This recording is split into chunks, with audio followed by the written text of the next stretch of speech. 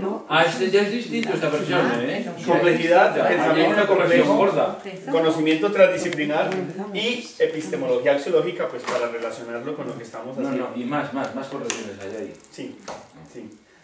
En realidad, María, son dos textos. Lo que pasa es que los dos textos me pareció interesante ponerlos, no solamente por la complementariedad, sino además porque, como vienen de dos tradiciones distintas, el primer texto, que se llamaría el pensamiento complejo, viene de la línea humanística, viene de Morán, y Morán viene de las ciencias humanas, ¿verdad? Mientras que el segundo texto viene de las antiguas llamadas ciencias duras, viene de la física, y especialmente la física teórica en el trabajo sobre partículas. Y allí, entonces, él reconstruye, de alguna manera, en diálogo con Morán, una nueva epistemología para saber cómo entendemos hoy lo que llamamos conocer. Entonces, en ese sentido me pareció interesante ponerlos juntos. Son dos trabajos que se pueden leer independiente uno del otro. Para las memorias podríamos escoger uno de los dos, el que crean ustedes que podría ser más interesante, y entonces eso se reduce a las 12 páginas. En realidad por eso salieron 22, porque son dos. ¿Verdad? ¿Qué es lo que a mí me interesa como mostrar? Yo creo que hay un cambio, lo que hoy se llama la revolución contemporánea del saber, o por lo menos así la han llamado algunos autores contemporáneos, la revolución contemporánea del saber, que tiene que ver con algunos paradigmas específicos. En concreto podríamos hablar de 4. Un primer paradigma serían lo que hoy llamamos las ciencias de la complejidad, ¿verdad? Un segundo paradigma se llamaría el pensamiento complejo. Un tercer paradigma que ha cogido mucha fuerza hoy, que se llamaría las epistemologías de segundo orden. Y llámase por epistemología de segundo orden todas aquellas formas del conocimiento que involucran ya sea al sujeto que conoce o ya sea al sujeto en su contexto histórico-cultural que conoce. Esta integración fue lo que quedó de lado en la epistemología clásica, porque la epistemología clásica, para poder ser objetiva, para poder ser científica, de alguna manera negó el sujeto que hacía el conocimiento para lograr un conocimiento objetivo de la realidad. En ese sentido, las epistemologías de segundo orden se plantean muy fuertemente no como quitar al sujeto que conoce en todo proceso de conocimiento, ya sea el duro o el blando, clasificación que no existe hoy en la epistemología actual. Y la razón es esta: la epistemología dura era la sistematización matematizable de la realidad, y la no dura era la que no hacía parte de la simbólica matemática. Hoy en día dicen, bueno, la verdad, si la única forma de hacer ciencia no es la matematización del universo, no tendríamos por qué hacer clasificaciones entre ciencias duras y ciencias blandas. Hay ciencia, o ciencias. En ese sentido, estas epistemologías de segundo orden hacen un esfuerzo por mirar cómo entra siempre el conocente en todo lo conocido, ya sea desde el punto de vista científico o ya sea desde el punto de vista no científico. Porque esa fue otra decisión que hizo la ciencia clásica. La ciencia clásica distinguió entre sentido común, entre la opinión de los mortales, la doxa, para Platón, y la ciencia verdadera. Y todo el que fuera científico estaba en el conocimiento verdadero, y el que no estaba por ahí en conocimientos de menor valor, de menor fuerza, que eran el sentido común, que era lo menos común de los sentidos, etc. O sea, había un desprecio de los saberes no científicos. Las epistemologías de segundo orden incorporan los saberes no científicos como posibilidad de diálogo con el saber científico, lo que llaman también diálogo de saberes, ¿verdad? Y hay ejemplos muy interesantes a este respecto. Para poner un ejemplo, luego de la gran, digamos, el fenómeno de Chernóbil, invitaron a un inglés a que hiciera todos los estudios de prospectiva para mirar qué era lo que se podía esperar después del desastre de Chernóbil. Y le preguntaron a la gente de la región que qué pensaban ellos que se podía hacer. Pues bien, el británico hizo todas las proyecciones matematizables, todas las proyecciones computarizables de alta tecnología, y resultó todo lo contrario de lo que decían la gente del lugar. Él pone ese ejemplo para mostrar que no siempre la matematización del mundo nos resulta más adecuada para las formas de vivir o de sobrevivir en el medio a partir del conocimiento.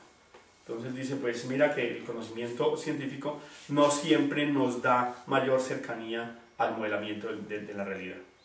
Puede haber otros modelamientos que resulten más eficaces que la ciencia. Ese es un ejemplo, digamos, de estas epistemologías de segundo orden. Y el cuarto, ¿sí? Primero, ciencias de la complejidad; segundo, pensamiento complejo; tercero, epistemologías de segundo orden; y el cuarto es lo que yo suelo llamar la bioética. ¿Sí? La bioética como otro de los campos emergentes de la revolución contemporánea del saber.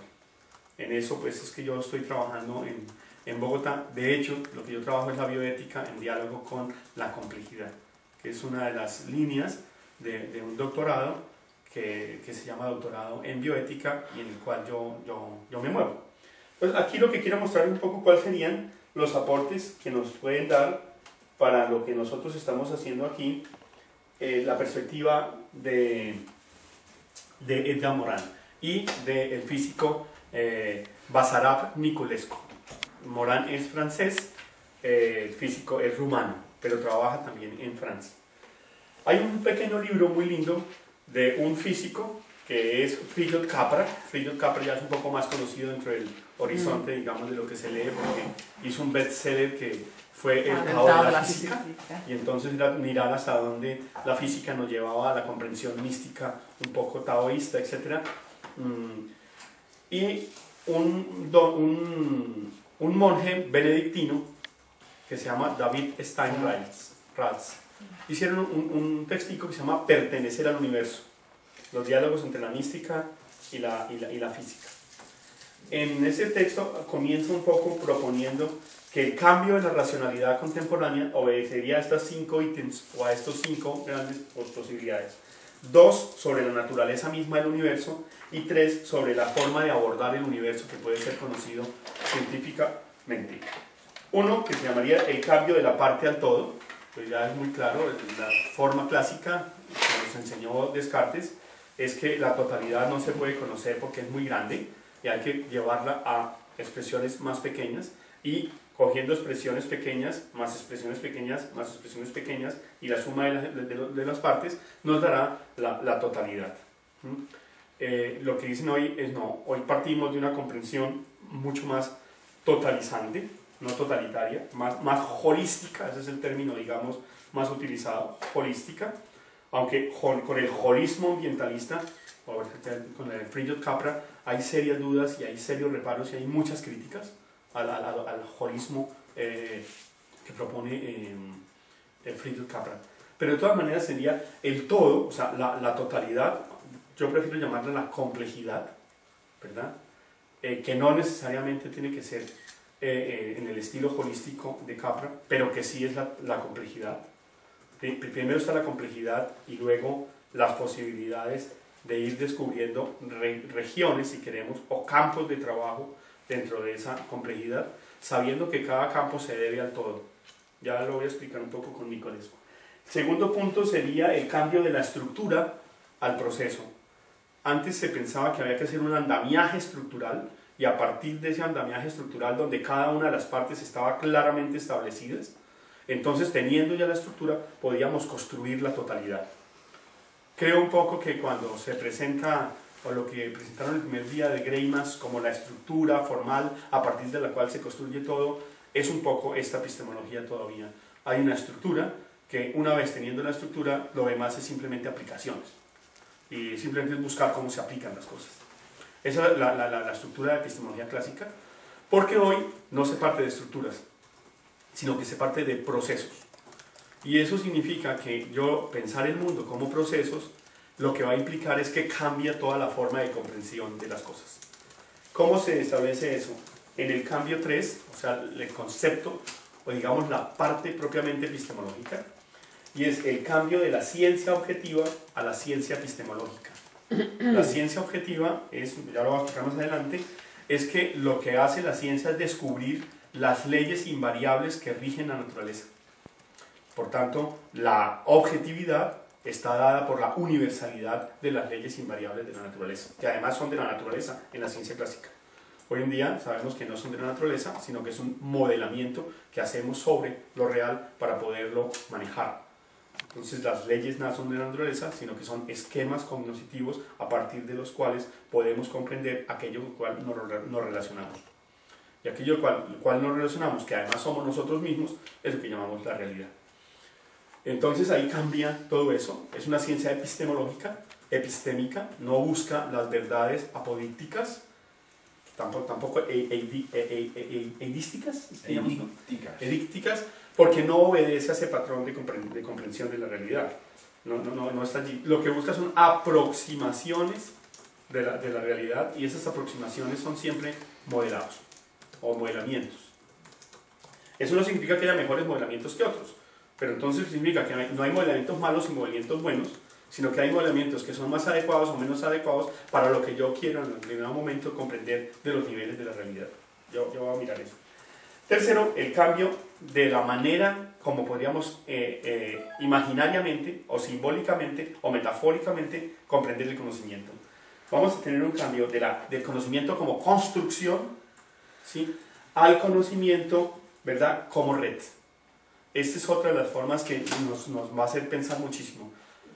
Volviendo otra vez, si yo tengo la estructura, si yo tengo las bases, entonces una vez que he hecho las bases, entonces ya puedo construir el edificio. Y esas bases no se pueden modificar. Hoy en día no partimos así, porque lo que ha cambiado son las escalas para movernos en la espacio-temporalidad. Y ya sabemos que el tiempo y el espacio no son absolutos, sino que el tiempo y el espacio son relativos a nuestras percepciones en las escalas que nos movamos. Entonces eso significa que, por ejemplo, esto que parece que fuera una cosa, que es un vaso, que no tiene ninguna movilidad, que no tiene ninguna fluidificación, es cierto si solo lo veo a una escala de tiempo casi que inmediata. Si yo veo este vaso en 500 años, posiblemente vamos a mirar una cantidad de cosas que han sucedido con este vaso. Y esas cosas que han sucedido con este vaso significa que la realidad no son cosas, significa que la realidad no son sustancias, significa que la realidad no son esencias, sino que son procesos. Y lo que nosotros captamos son diferentes procesos dentro de la relación en la que movemos dentro de esos procesos. Es decir, nosotros nos movemos con los mismos procesos, pero a veces no somos conscientes de la manera como nos movemos con los procesos, ni cómo movemos los procesos cuando los queremos conocer. Eso se formuló técnicamente con el principio de indeterminación de Heidegger, pero no voy a quedarme aquí. La quinta sería el cambio de la verdad como descripciones, ¿sí?, o la verdad como lo que decía en un texto al primer día. La verdad es la adecuación entre el concepto y la cosa a la verdad en términos de descripciones aproximadas. Aquí hay otra comprensión tremenda. Yo creo que hoy en día la ciencia no se rompe la cabeza por quién tiene la verdad, en tanto que ya la verdad no es la adecuación entre el concepto y la cosa. Es más, algunos autores mucho más radicales dicen la ciencia no busca la verdad, ni está interesada en la comprensión de la verdad, porque no busca un lugar, digamos, especial, un lugar privilegiado para captar la totalidad de aquello que llamamos lo real, que son enjambres relacionales, sino que siempre lo vemos en perspectiva. Entonces, si lo vemos en perspectiva, ya no hay una verdad que diga las cosas como ellas son, sino que hay formas aproximativas de mirar cómo eso nos puede ser o no útil. Nos puede ser o no útil. Y aquí cambia todo el concepto de ciencia. La ciencia, en último término, es un instrumento que inventó el bicho para poder hacer la vida más fácil, más útil, y no más. No tiene otro. Esos serían, digamos, unos pincelazos muy rápidos, muy provocadores además. Soy muy consciente que son muy provocadores, pero lo que me interesa es como comentarles, transmitirles que ha habido un cambio y que ese cambio nos cuesta mucho trabajo hacerlo. Vamos entonces a mirar desde ese punto de vista lo que hoy llamaríamos la complejidad, ¿sí? Porque hoy la complejidad no es solamente un término, sino que es todo un enfoque epistemológico. Pero como la complejidad que da origen a las ciencias de la complejidad y que da origen al pensamiento complejo, entonces tendríamos que mirar por qué hay dificultades de entrar a mirar esta transformación epistemológica que se llamaría una comprensión compleja de la realidad. Y tengo tres momentos. La complejidad en la comprensión del sentido común, o sea, de la vida cotidiana. la complejidad en la ciencia clásica y la complejidad en la ciencia contemporánea. Pues la complejidad en la vida cotidiana es sinónimo generalmente de complicación. ¿Qué sé yo? ¿Por qué no cuentas la situación de Colombia? ¿O por qué no cuentas la situación de México? Entonces uno empieza a mirar un poco de variables y uno dice, pero esto no es posible de comprender, esto es incomprensible, esto es complejísimo. Es decir complejísimo en el sentido común es que no tiene una posibilidad de organizarse. No tiene cómo volverse una estructura de orden, ¿sí? Y por tanto es lo que no permite una inteligibilidad lógica. Es lo que no se puede conocer. ¿Por qué no se puede conocer? Porque no tiene una estructuración lógica. Y ya aquí vemos una cosa, lo que es lógico es racional, lo que no es lógico no es racional. Lo que tiene contradicción lógica no es racional y lo que tiene una no contradicción es racional. Y ahí entramos ya entonces a lo que nos enseñó con la ciencia clásica, que viene desde más lejos, viene desde Aristóteles, pero digamos en la ciencia clásica es más claro. Y es lo que yo llamo la complejidad en la acepción de la ciencia clásica, que es el desorden aparente de la realidad. Para la ciencia clásica, digamos, la imagen que más se recurre para explicar cuál es la concepción ontológica de la realidad es la del reloj. Entonces, si el reloj es la imagen de cómo podría ser concebida la realidad es un mecano, que tanto mecano puede ser reducida a unas leyes de invariancia que siempre se repiten dadas las condiciones iniciales y si no cambia tampoco alguna de las variables en el tiempo. Pero como el tiempo era absoluto, pues no variaba. No hay ningún problema, el tiempo no tenía, digamos, el tiempo se podía reversar, se podía adelantar, porque era una variable que se manejaba como tiempo absoluto, y el espacio, que no era tiempo, también era absoluto. Entonces habían cosas en el espacio y se movían, y esos movimientos se podían medir, se podían perfectamente matematizar, y había formas invariables de poderlo decir. Si eso es así, entonces, ¿qué es lo que busca la ciencia clásica? Pues la ciencia clásica busca llegar al orden que está por debajo del aparente desorden de nuestros sentidos. Todo parece un caos, todo parece un desorden, todo parece que está totalmente desarticulado, hasta que yo miro de fondo, y cuando miro de fondo encuentro que lo que hay son estructuras de orden. Por tanto, lo que hace la ciencia clásica es mirar las estructuras de orden que nos permiten racionalmente un conocimiento de la realidad, que nos permiten un conocimiento objetivo de la realidad, entendiendo por objetivo algo que no puede variar o que por lo menos puede ser nombrado desde invariables que se formulan matemáticamente.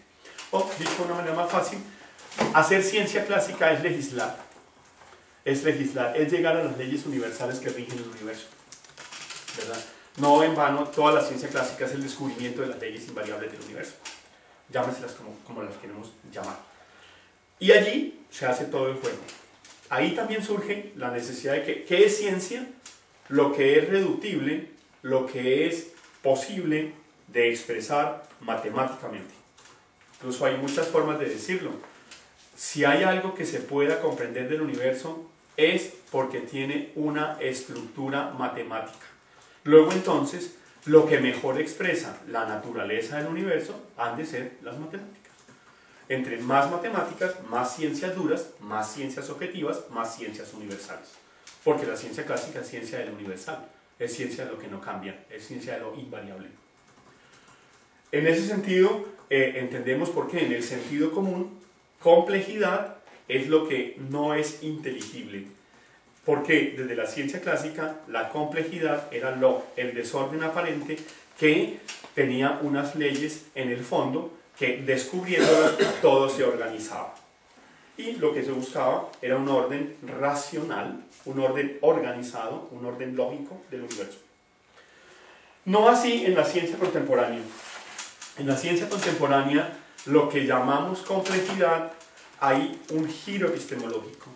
Ya no es ni el desorden aparente que hay que regular a partir de leyes universales, ni es lo no inteligible de la realidad porque no se puede formalizar, sino que es los niveles de no racionalización o los niveles de no conceptualización matematizable o los niveles que no pueden ser reducibles a normas o leyes matemáticas.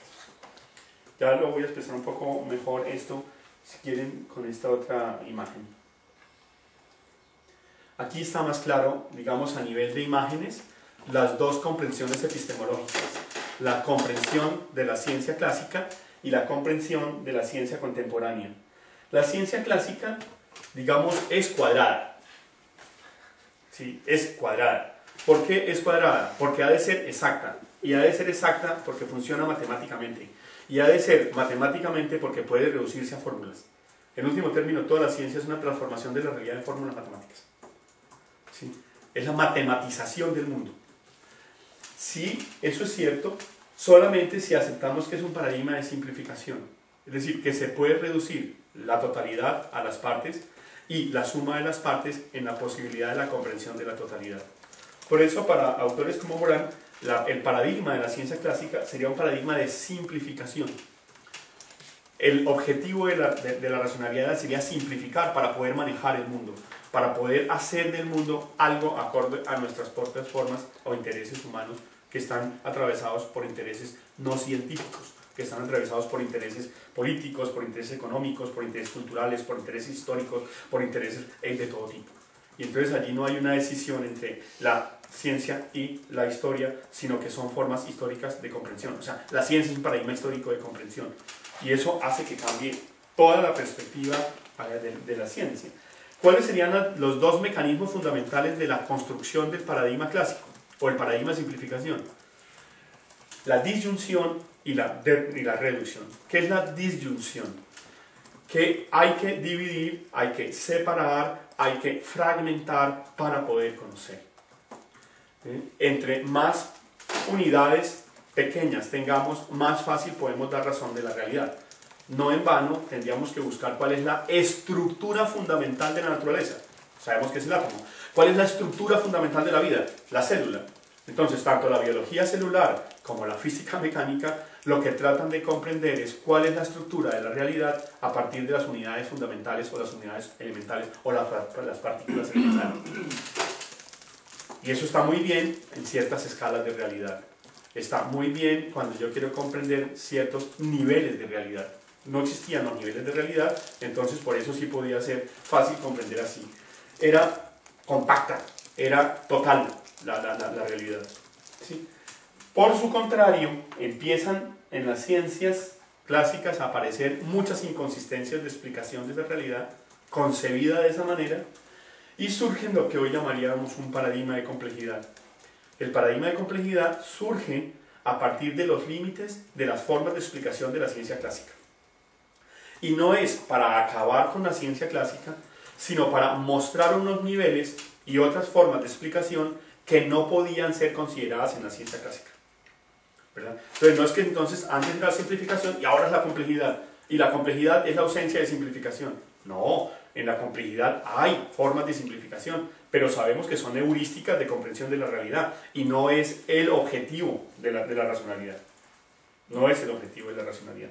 Y esto da origen a lo que hoy podríamos llamar las famosas ciencias de la complejidad. Ciencias de la complejidad, o sea, ciencias de todo aquello que no cabe dentro del esquema explicativo de la ciencia clásica. Por eso lo pongo con este círculo, además un poco jugando con las formas geométricas de que el círculo es más lugar de perfección que el cuadrado, aunque para Descartes lo cuadrado era mucho más perfecto porque podía ser invariable a lo circular. Por eso, en el fondo, una metáfora que ya no es muy vieja, no hay que buscarle la cuadratura al círculo. Eso de que no hay que buscarle la cuadratura al círculo de estos dos símbolos, digamos, de estos dos iconos, es muy fácil. No hay que buscar cuál es el cuadrado de este círculo. Lo que hay que buscar es cuáles son las formas no cuadradas de comprensión de lo real.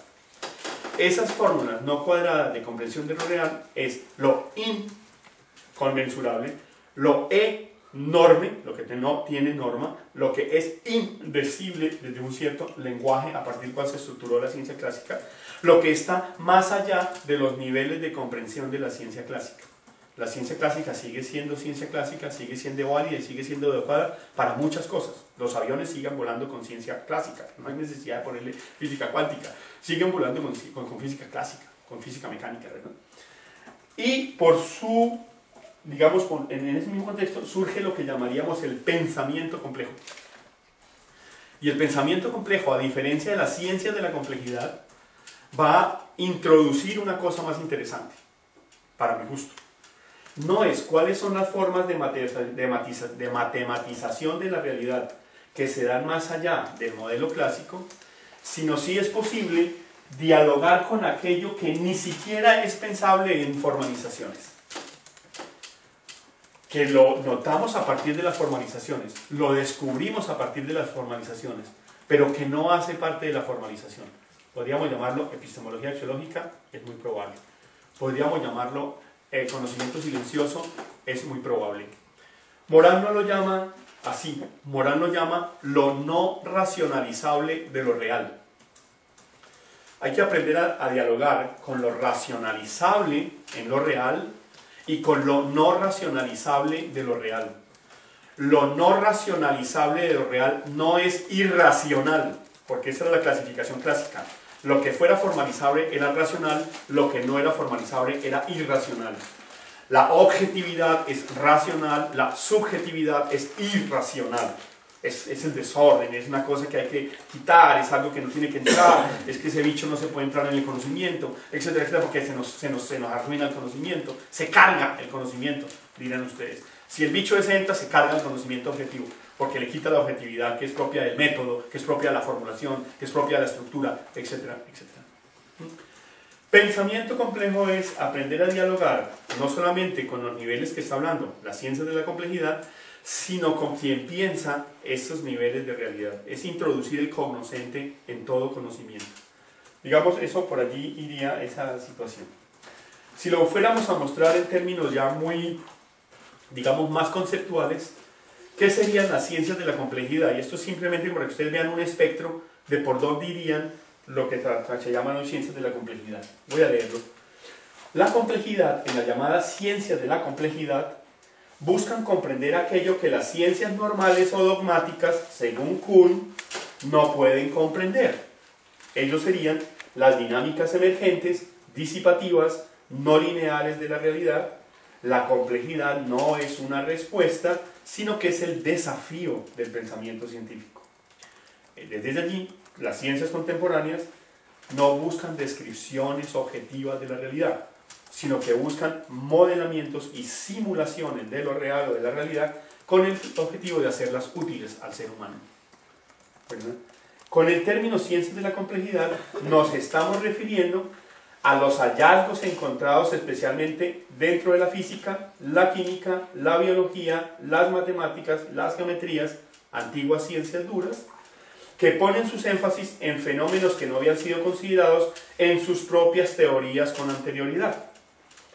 Por ejemplo, las teorías de la información, las teorías de los sistemas, las teorías de la cibernética, las investigaciones sobre la no linealidad de Lorentz, la geometría fractal de Mandelbrot, los atractores extraños de Ruhl, la nueva termodinámica de Chow, la autopoiesis de Maturana y Varela, el principio de generación por orden a partir del ruido de von Foster, la teoría del azar organizador de Atlan, la teoría de los autómatas autoorganizadores de von Neumann, la teoría de las estructuras disipativas de Prigogine, las teorías del caos determinista de Britt y Petz, las teorías de sistemas complejos adaptativos de Kaufman, las lógicas no clásicas polivalentes, entre otros. O sea, lo que quiero decir, lo que quiero mostrar es que este es un espectro impresionantemente amplio que hoy podríamos de alguna forma comprender con lo que llamamos ciencias de la complejidad. Yo personalmente creo que cuando estamos haciendo nuestra reflexión epistemológica estamos bastante distantes de estas formas epistemológicas contemporáneas. O sea, esta es la ciencia contemporánea, ¿verdad? Y esto es lo que va a dar origen a las tecnociencias. O sea, detrás de las tecnociencias está esta forma de modelar el mundo, no la clásica. El pensamiento complejo sería, como ya lo decía, algo diferente. La complejidad para el pensamiento complejo es el entramado de interretroacciones fenoménicas a partir de las cuales el observador conceptuador, fíjense que aquí hay todo un cambio de lenguaje. ¿Por qué hay un conceptuador observador? Porque yo no observo la realidad cual tabula rasa, como lo pensaría, por ejemplo, los empiristas, que yo soy como una tabla rasa en la cual se llena de caracteres, sino que yo lleno ya, yo ya vengo con una cantidad de cosas incorporadas, y es a partir de esas cosas incorporadas de tipo neurofisiológico, de tipo histórico, de tipo cultural, de tipo personal, que yo cargo la realidad. O sea, yo no miro la realidad objetivamente, yo miro la realidad desde perspectivas que han contribuido al desarrollo epigenético, o si ustedes quieren, fenomenológico, o todavía mucho más, ontogenético de la especie humana. O sea, es la especie humana la que está mirando el mundo en este momento a partir de mí, pero eso tiene toda una historia de transformaciones epistémicas que ha tenido la humanidad a partir de todos estos procesos de autoconstitución como especie. Ha tenido formas culturales, ha tenido formas sociales, ha tenido formas epistemológicas. Y todos esos serían los a priori del conocimiento. Es decir, los a priori del conocimiento no son, como diría Kant, unas estructuras trascendentales del sujeto. ¿Sí? Lo cual no las niega, pero lo que quiere decir es que no son estructuras trascendentales del sujeto. No son solo estructuras trascendentales del sujeto. ¿Qué significa desde aquí conocer? Pues es una actividad en la que las operaciones superiores del espíritu humano, Morán lo llama actividades superiores del espíritu humano, ¿sí?, crean un diálogo permanente con las dimensiones racionalizables científicas y con las dimensiones no racionalizables y no por ello irracionales de la realidad. Pero aquí la realidad no es algo que está fuera de mí y que yo puedo comprender objetivamente al estilo clásico, sino que yo soy la realidad que al mismo tiempo interpreto. Pero yo, que soy la realidad que al mismo tiempo interpreto, tengo una serie de limitaciones que tengo que reconocer para poder ser, digamos, ahí sí, objetivo en otro sentido. Dicho de otra manera, la objetividad en la ciencia clásica es la ausencia de subjetividad. La objetividad en la ciencia contemporánea es la manera como yo descubro la forma como me entro en todo conocimiento.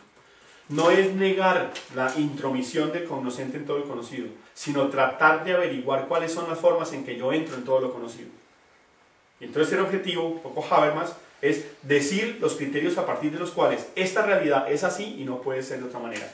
Pero si yo tengo otros criterios, esta realidad no será así, sino que será de otra manera. Es decir los criterios de la modelación que hago del mundo. Y entonces eso sería su objetivo. No es decir que yo no estoy en lo que conozco, sino tratar de mirar cómo entro en lo que conozco. Y al mismo tiempo, cómo puedo diferenciarme en aquello que conozco. Y al mismo cómo puedo pertenecerme en aquello que conozco. Son las dos corrientes.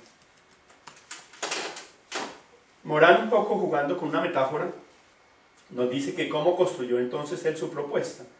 Él dice que su propuesta puede ser entendida como una casa de 3 pisos. ¿Sí?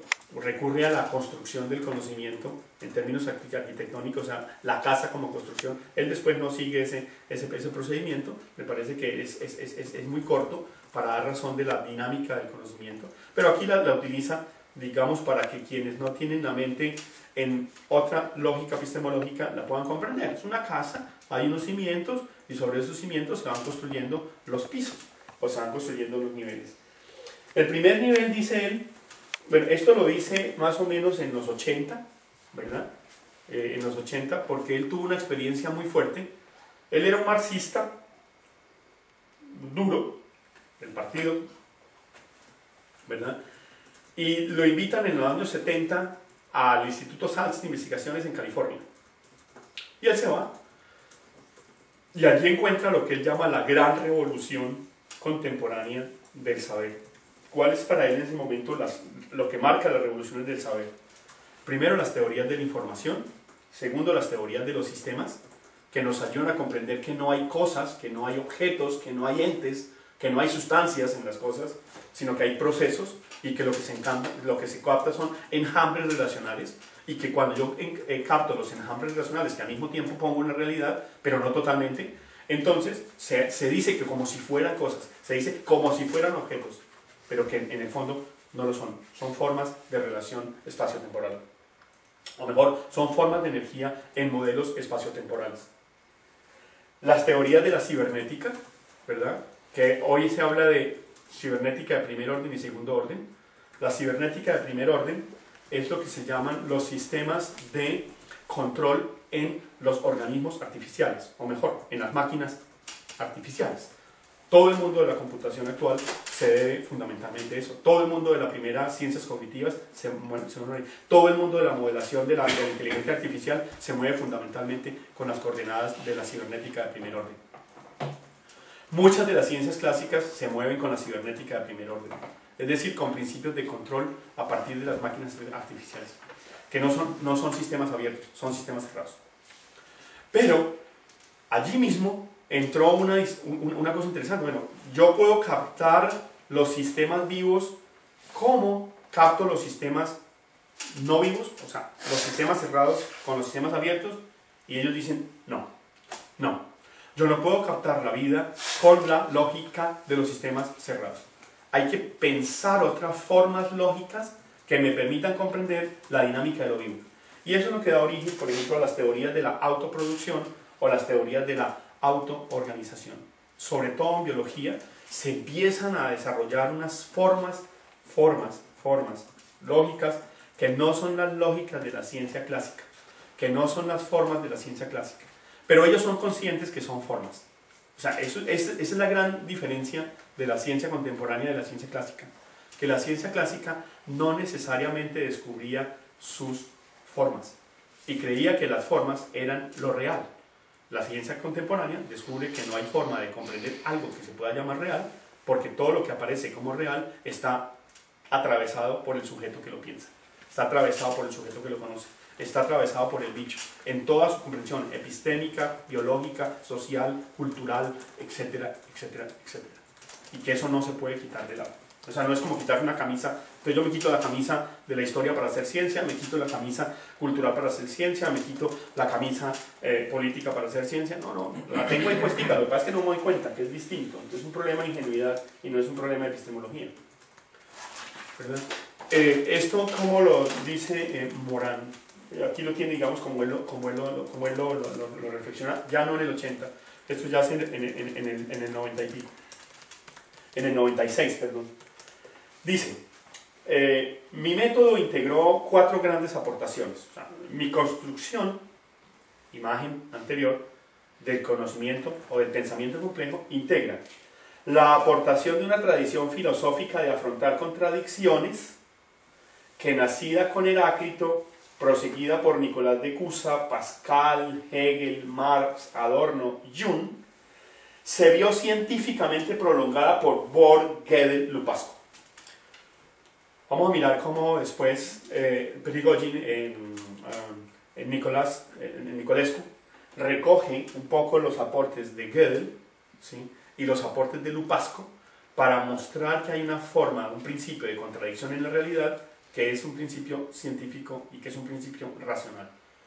Hasta Lupasco, hasta Gödel, digámoslo así, toda la realidad no podría ser contradictoria. Es decir, yo no puedo afirmar A y no A al mismo tiempo sobre un mismo ente, porque eso no puede ser posible. Sí, si estamos en un nivel de realidad, es cierto, pero si la realidad son multiniveles y además multireferencias, entonces ya podríamos entrar a comprender el principio de contradicción como un principio propio de la realidad. Ya vamos a mirar sobre eso. La aportación de las 3 teorías, la reflexión filosófica sobre la naturaleza de la ciencia, Husserl y Heidegger, y la reflexión epistemológica sobre la primera revolución científica, es decir, la del siglo XX, suscitada por la irrupción de lo incierto, del desorden, de la indeterminación, del azar, del caos, del evento, es decir, el surgimiento de las ciencias de la complejidad. A ello, dice Morán, añadí una reflexión de la segunda revolución científica,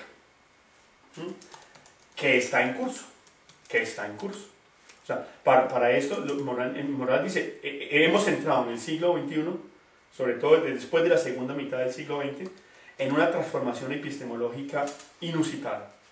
Y esa transformación epistemológica tiene que pensarse desde una epistemología distinta.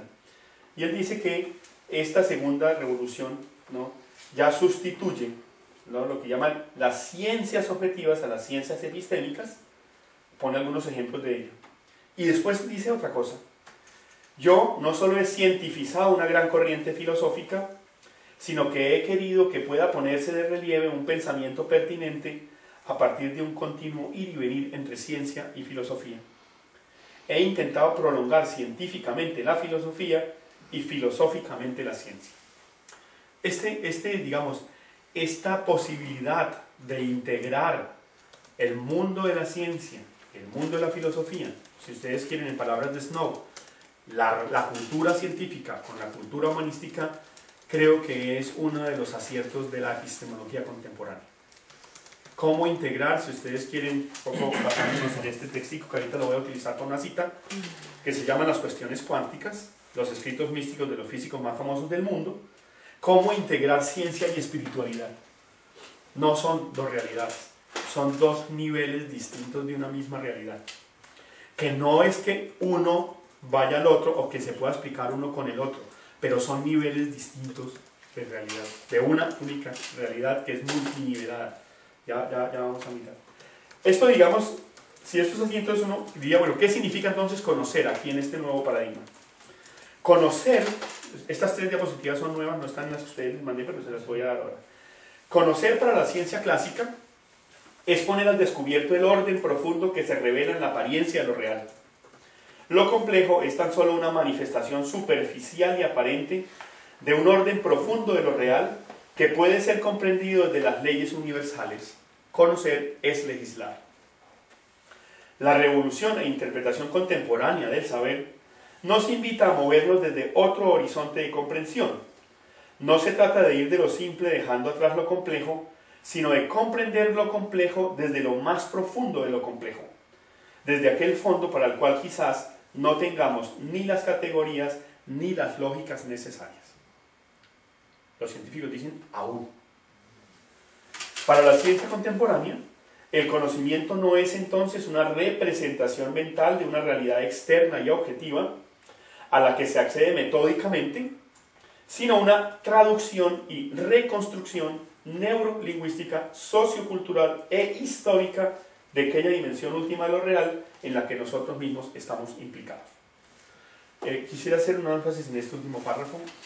Nosotros no conocemos una realidad que está fuera de nosotros a partir de la cual nosotros metódicamente podemos acceder y podemos llegar a formas invariables o leyes universales que llamamos realidad objetiva, sino que todo nos centra a partir de unas, digamos, estructuras, para ponerlo en términos clásicos, unos dispositivos no clásicos que filtran de alguna forma aquello que nosotros somos, pero que al mismo tiempo interpretamos, y lo filtran con unas limitaciones muy claras. Esos filtros son traducciones de la relación que yo tengo con aquello que aparentemente no soy yo y que lo pongo como si fuera no yo. Esos filtros, que son traducciones por procesos lingüísticos muy complejos y neuronales muy complejos, se hacen reconstrucciones. O sea que el lenguaje ya es una reconstrucción o una co-construcción de la realidad en la cual yo estoy inmerso, pero para interpretarla tengo que construirla al mismo tiempo. Y eso no solamente a nivel personal, no solamente a nivel individual, sino a nivel histórico y a nivel cultural. O sea que aquí entra el mundo cultural y entra el mundo histórico como constitutivos de todo conocimiento humano. Eso no se puede negar, eso no se puede quitar, no se puede abstraer, porque está allí en este bicho que no solamente habla, sino que habla en un contexto cultural, sino que habla en una situación histórica, sino que habla en unas determinaciones socioculturales muy concretas. Entonces no es lo mismo el bicho griego que el bicho moderno, que el bicho actual, etcétera. Es lo que está mostrando la sociología del conocimiento o la antropología del conocimiento en una cantidad de investigaciones que se están haciendo. La realidad no está separada del sujeto. Tampoco puede ser reducida a una comprensión analítica o sintética de las partes, sino que debe ser comprendida con la ayuda y la diferenciación de la mediación del cognoscente. Como decíamos al comienzo, la complejidad a nivel superficial es lo tejido en común, lo que está conjunto, pero a un nivel más profundo es la comprensión organizacional de eventos, interacciones, retroacciones, determinaciones, azares, etc., que constituye el mundo fenoménico. El cambio del orden a la organización es el gran cambio de la epistemología clásica a la epistemología contemporánea. El orden es un sistema invariable a partir de modelos matemáticos en un espacio-tiempo absoluto. La organización son estructuras emergentes, o mejor, son propiedades emergentes de la manera como yo me muevo en aquello que comprendo y no puedo dejar de comprenderlo si no lo muevo. ¿Mm?